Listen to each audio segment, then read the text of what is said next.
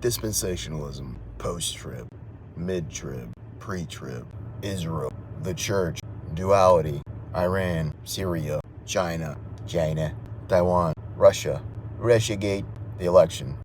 What we don't understand as American citizens, and if you're watching this, you're most likely an American, is we kind of think that the world revolves around us, and we translate that to the Bible, and that the Bible kind of revolves around us.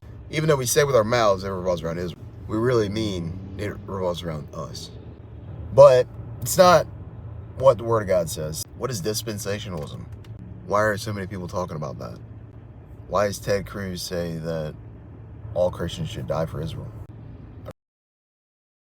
Many people worried about, AI, Iran, nukes, end of age, revelation, heightened volume of what seems like sin. We only see things through our lens. That's why I highly suggest people to get out of the U.S. and visit third world countries and visit Christians in third world countries, see what they think. Who unfortunately look up to Americans, but life changing. There's a lot to unpack. John Nelson Darby was the man that Cyrus Scofield got a lot of his information from, who wrote the Scofield Bible, who pretty much came up with a theory of pre-tribulation rapture, which was not a early church thought process, or Orthodox, or Reformation.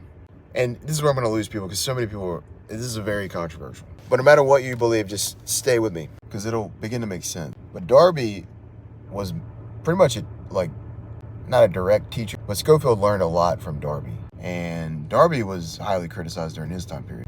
Scofield was kind of criticized too. We adopt so much of what our church thinks from Scofield. The duality of Israel and the church, pre-trib rapture, as I mentioned earlier, dispensations, splitting up the time period into dispensations.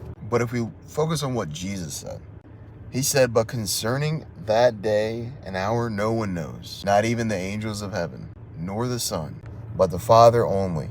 Matthew 24:36. This is even controversial, but it's America's not really in the Bible. So just because, let's say hypothetically, America falls, does that mean that the 7-year tribulation is right around the corner? No, it doesn't.